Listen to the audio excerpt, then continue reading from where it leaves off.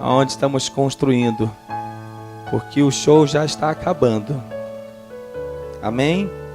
Abra a sua Bíblia no Evangelho de Mateus, no capítulo 14, a partir do versículo 13, que é o texto bíblico que há mais de 2.000 anos deveria ser pregado e vivido. E infelizmente, nós não temos visto isso aí. Tem muito show e pouca Bíblia. Tem muito empresário da fé e pouca Bíblia. Tem muita politicagem aonde não precisa entrar político. Aonde a igreja tem que voltar. A igreja vem, por isso o show vai acabar. Amém, irmãos? Vamos ver o que diz a palavra do nosso Deus, para depois você dar uns glórias aí. Vamos lá.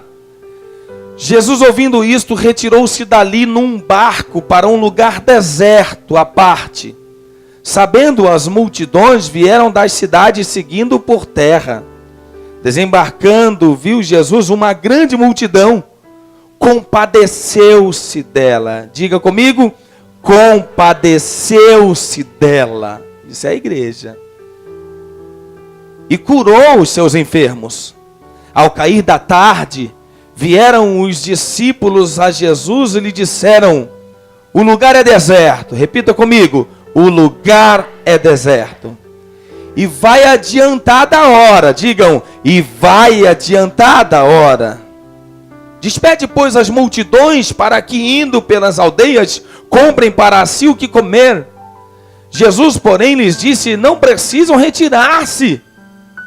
Dai-lhes vós mesmos de comer.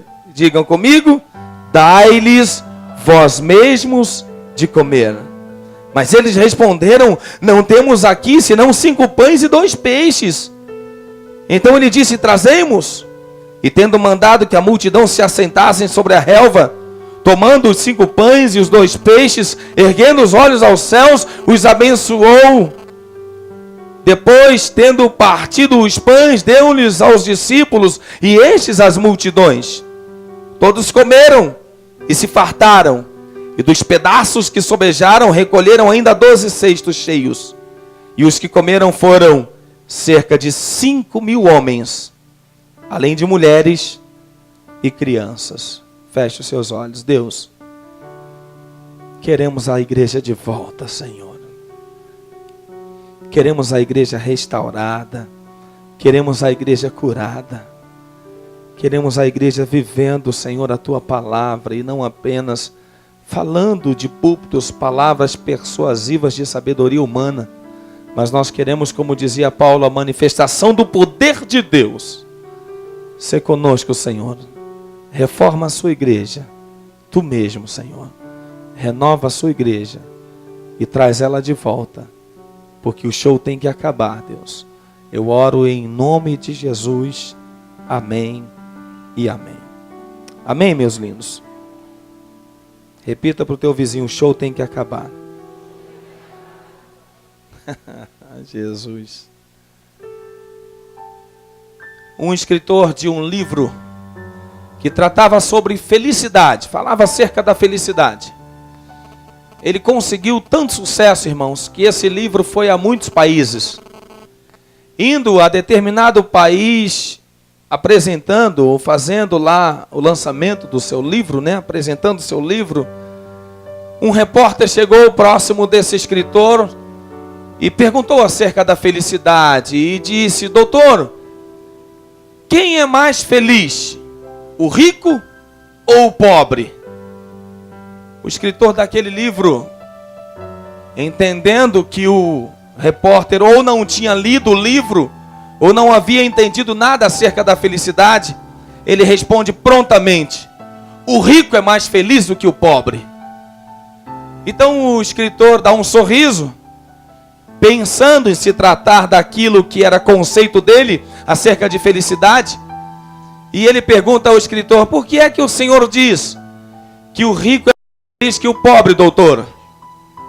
O escritor diz para aquele repórter: filho, o rico é mais feliz do que o pobre, porque o rico já descobriu que o dinheiro não traz felicidade, e o pobre vive desesperado atrás de dinheiro, pensando conseguir felicidade com esse dinheiro.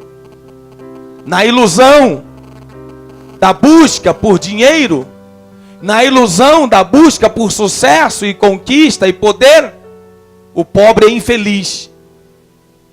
O rico já descobriu que o dinheiro não traz felicidade. Diga amém por isso. Por que eu quero falar com isso, irmãos? Porque nós vimos lá na comunidade ontem muitas pessoas em dificuldade, vimos muitas pessoas chorando, vimos muitas pessoas passando por grandes ou dificuldades, mas nós vimos muitas pessoas felizes. E eu já ensinei a vocês que a felicidade é um estado de espírito. A felicidade não é o quanto você tem no bolso, como você se veste, ou o que você tem no banco, ou o carro que você possui. Mas é você ser feliz com aquilo que você tem. E quem pensou em chegar numa comunidade, e me desculpem a expressão, porque eu já morei em comunidade, nasci em comunidade, chegar lá e encontrar um bando de marginais, de bandidos, de favelados, de pessoas assim, assado. Encontramos pessoas educadas, encontramos pessoas que estavam nos recebendo com um sorriso de orelha em orelha, dizendo muito obrigado pelo que vocês estão fazendo pela nossa comunidade. Você pode aplaudir ao Senhor por isso? Pessoas felizes naquele lugar.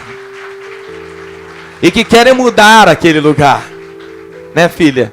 Querem mudar a situação que vive aquele povo nessa comunidade. Vimos outras pessoas, sim, que vivem muitas dificuldades. Mas vimos pessoas felizes. Porque sabem que o dinheiro não traz a felicidade. E elas estão batalhando por um lugar melhor. Prova disso, tem um aluno de fisioterapia que está cursando a universidade. E mora lá na comunidade. E vai ser um doutor daqui a pouco, em nome de Jesus. O lugar em que eu moro, ele não pode condicionar o que eu vou ser.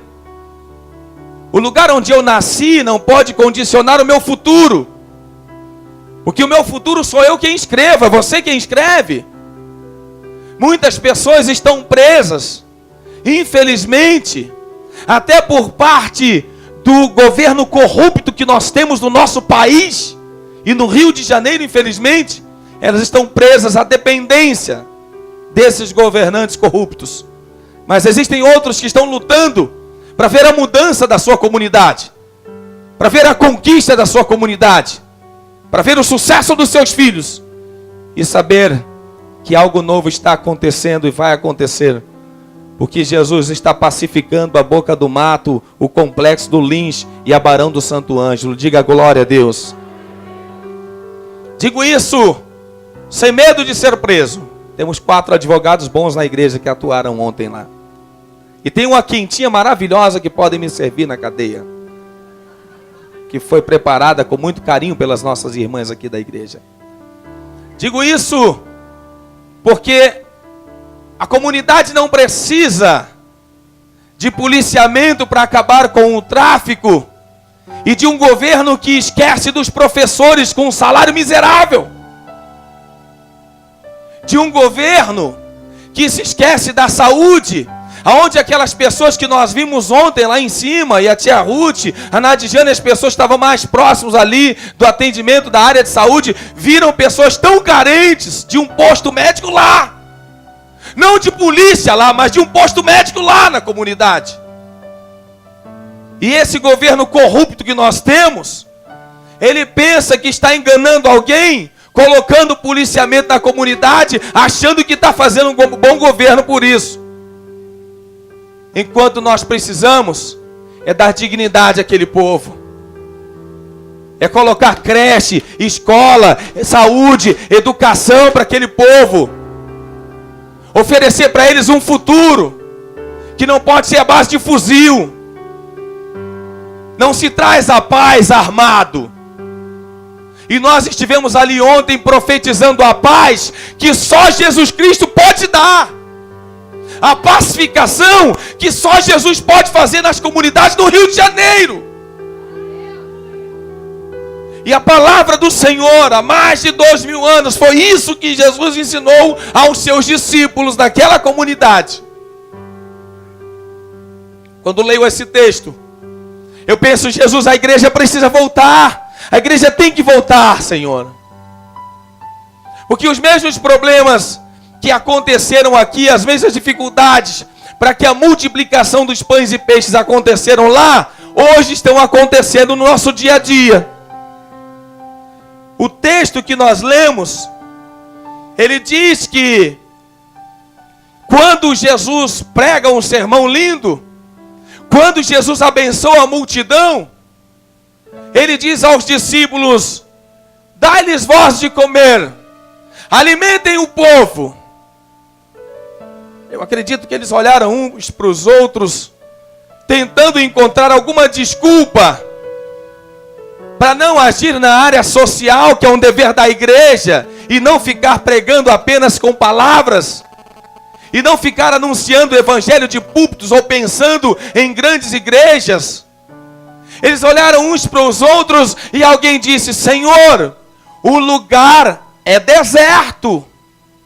Como se isso fosse desculpa, como se isso fosse uma forma de justificar, liberar o povo de barriga vazia, ou seja, não atuar na área social, não se envolver com os problemas daquela comunidade. Alguém diz: Senhor, o lugar é deserto. Irmãos, de 2000 anos atrás para hoje não mudou. Por quê? Porque quando eu penso em um lugar deserto, eu penso em solidão, eu penso em abandono.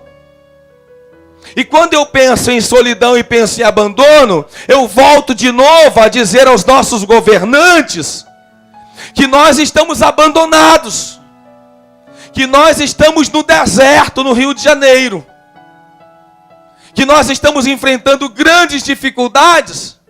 E quando olhar para o poder público, nós vamos dizer: o lugar é deserto, pastor. Quem é que vai nos ajudar? Deixa eu contar uma coisa para vocês. Uma vez eu entrei num determinado estabelecimento e tinha um cartaz ou uma placa linda escrita assim: não falte o dia de emprego, do seu emprego, porque o seu patrão pode descobrir que você não faz falta. Olha que coisa linda. Você entendeu? Diga amém. Não falte o emprego, porque o patrão pode descobrir que você não faz falta. Irmão, sabe o que eu descobri ontem? Eu descobri ontem que se o governante não fizer, a igreja faz! A igreja pode fazer! Aplausos para ele, mais forte!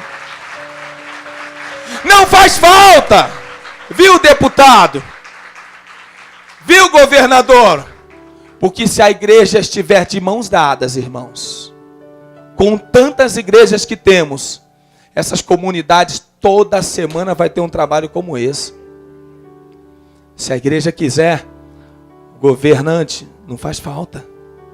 As promessas que eles fizeram e que eles voltam a fazer de 3 em 3 anos, porque é o tempo do mandato, 4 anos, quando está terminando o 3º ano de mandato, eles correm para procurar o povo. Não precisa de governante, porque a igreja pode fazer. Amém? Não estamos em deserto mais, irmãos. Não estamos em deserto porque a igreja do passado, onde era um bando de ignorantes, pessoas sem cultura, hoje nós temos médicos que levamos da nossa igreja, temos advogados que levamos da nossa igreja, vai dando glória a Deus, temos enfermeiros que levamos da nossa igreja, profissionais da área de beleza que levamos da nossa igreja. Hoje a igreja pode abraçar a comunidade, a igreja fazer pela comunidade o que o governo não faz. Eles não sabem que mole que eles estão dando para a igreja, se a igreja se levantar. Porque se a igreja acordar, os governantes não fazem falta nenhuma para nós. Então os discípulos disseram: Senhor, o lugar é deserto. E eu digo para você hoje, irmão, que tenta justificar muitas vezes o não fazer as coisas de Deus por causa das dificuldades, não tem lugar deserto sem que Jesus esteja presente. Porque Jesus não deixa ninguém nunca no deserto sozinho. Você está no deserto, Ele está do teu lado. Você não está vendo, mas Ele está ali. Você não está ouvindo, mas Ele está ali. Você pode passar pela situação que você estiver passando, Jesus está ali. Então os discípulos disseram: Senhor, o lugar é deserto. Jesus falou: fique quieto. Não fales comigo, rapaz. Você não sabe o que é deserto. Eu estive 40 dias e 40 noites jejuando no deserto. E eu sei o que é deserto. Outro chegou para Jesus e falou: tudo bem, Senhor. Já que o Senhor não aceita que o lugar é deserto, o Senhor já viu que horas são? O Senhor já viu a hora? A hora já é avançada, Senhor. Já é tarde. Aonde compraremos pão para alimentar tanta gente? Aonde encontraremos a essa hora? Irmãos, meus amados irmãos, quando eu penso na desculpa que os discípulos deram lá atrás para Jesus, por não se envolver na área social e não levar o evangelho que Jesus havia dito que eles deveriam levar, eu fico pensando em quantos crentes hoje que dizem assim: olha, pastor, infelizmente eu não posso. Por que não pode, irmão? Eu não posso porque eu tive que estudar. Eu não posso, pastor, porque eu tenho que trabalhar. Eu não posso, pastor, por isso. Aí eu não posso porque eu tenho que ficar cuidando dos meus filhos. Pastor, eu não posso porque eu não tenho tempo.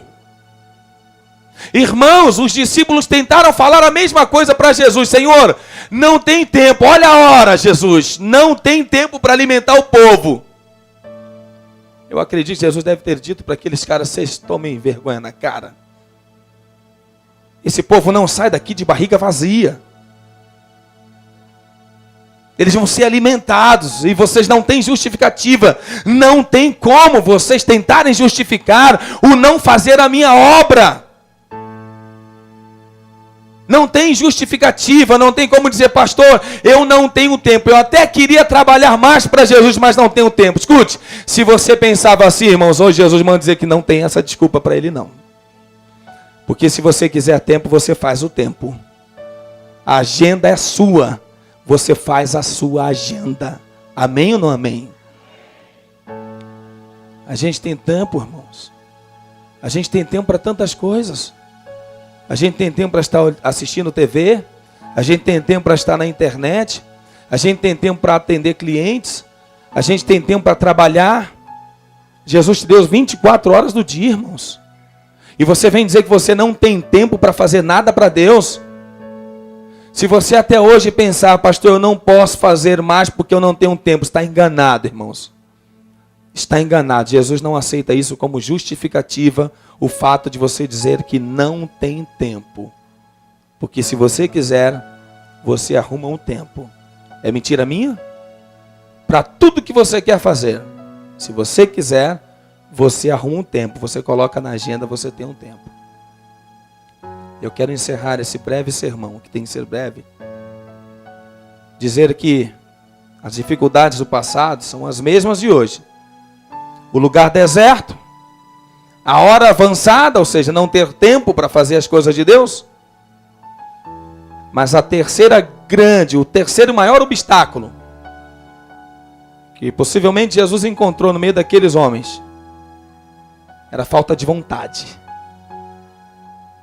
Senhor, o lugar é deserto, a hora é avançada. Sim, já ouvi. Que mais? Aonde compraremos pão para tanta gente? Alguém caiu em consciência e tentou possivelmente falar assim: vou quebrar Jesus agora, quer ver?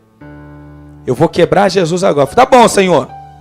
Tem coisa aqui sim. O que tem aí? Tem 5 pães e 2 peixinhos. Mas eram 5.000 homens, fora mulheres e crianças. Eu acho que esse cara, quando diz: Senhor, só tem 5 pães e 2 peixinhos. E ele mesmo responde, olha, o mesmo discípulo responde: mas o que é isso para tanta gente? Jesus encontrou o que ele queria. Alguém que se apresentasse para ele. Alguém que mostrasse para ele, ainda que pouco, mas algo que pudesse dividir. A Bíblia não narra, mas eu acredito que Jesus deve ter dito: traz esse garoto aqui, porque a Bíblia fala que era um rapaz, um menino. Tem um menino aí com 5 pães e 2 peixes. Mas o que é isso para tanta gente? Traz ele aqui. Ele está disposto a dividir o pouco que tem? Acho que está, Senhor. Então traz ele aqui. Trouxeram um menino com um pouco que tinha. Jesus não toma nada de ninguém, irmãos. Jesus não obriga você a dar nada, fazer nada. Ninguém é obrigado. Porque se você fizer alguma coisa por obrigação, você está quebrando ou anulando o livre-arbítrio, que é o direito de escolha. Ou eu dou ou não. Ou eu faço ou não. Ou eu me envolvo ou não. Ninguém me obriga e o pastor não te obriga a fazer nada. Se você não foi, você deve ter uma justificativa muito grande por não ter ido ontem. Mas você tem uma chance. No primeiro semestre de 2014 nós estaremos lá de novo. E no segundo, lá de novo. E 2 vezes por ano, pelo menos, nós vamos atuar lá fora. Não aqui dentro de 4 paredes. Mas eu quero que você reflita, irmão. O pouco que você tem, e você não tem aprendido a compartilhar. Você não tem aprendido a dividir. E a terceira dificuldade que Jesus encontrou foi justamente essa. Foi alguém que se envolvesse com a causa. Pergunta ao seu vizinho, você quer se envolver com a causa?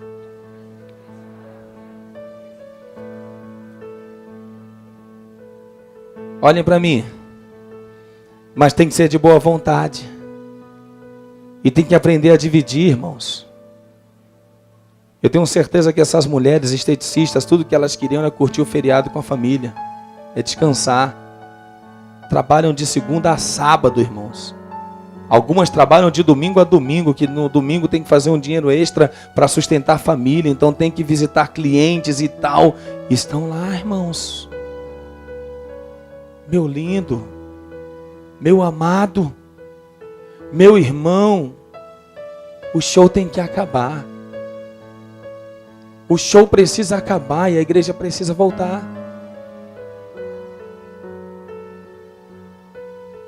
Era pouco o que aquele menino tinha? Era. Talvez insignificante para tanta gente. Mas são justamente essas pessoas que Jesus quer usar. Pessoas voluntárias. Que olham para dentro de si e olham, pastor, não tem nada para dar. Mas se eu puder carregar um copo de água e servir nas barracas, eu vou servir algo na barraca. Viu, Paulo? A logística funcionou ontem. Guto, obrigado, Guto. Ministério de intercessão, como atuaram. Irmãos, eu não tenho palavra para descrever para vocês a alegria que está no meu coração de ver essa igreja vivendo a Bíblia ontem. Jesus não quer você cantando bonito, pregando bonito ou tocando instrumento para Ele não, irmãos. Não precisa. Na igreja do deserto, João Batista não tinha ninguém tocando bateria, tocando guitarra, tocando teclado. Não tinha isso não, irmãos. Na igreja do deserto não tinha microfone, não tinha operador de som não, né, Léo? Não tinha operador de som. Vou dizer que não faz falta? Não, não é que não faz falta. É que naquela igreja não tinha, mas naquela igreja tinha pessoas que estavam voluntárias e queriam fazer mais. Eu quero fazer mais. Eu preciso fazer mais. Ouvimos ontem do presidente lá da comunidade, da Boca do Mato, que em 39 anos morando naquela comunidade, ele nunca viu algo parecido, porque toda a ação social que tem lá tem um político. E quando cheguei na sexta, alguém está concordando comigo. E quando cheguei na sexta-feira, tinha um palanque montado de um político. A primeira coisa que fizemos, uma vez que nenhum político nos procurou antes, oferecendo apoio, ajuda, falei, cubram isso, bota um pano em cima. Porque o nome de ninguém, além de Jesus, vai ser propagado nesse lugar. Porque a igreja vem, a igreja está voltando. E a igreja vai arrebatar muitas vidas para o Senhor. Tentaram parar a igreja lá atrás e não conseguiram. Tentaram parar a igreja e ainda estão tentando parar a igreja hoje, irmãos.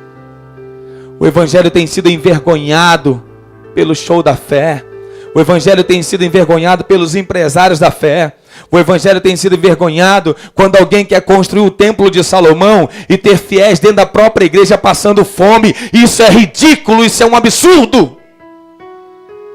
A igreja tem que voltar a viver o que Jesus mandou que vivêssemos. Se coloca em pé em nome de Jesus.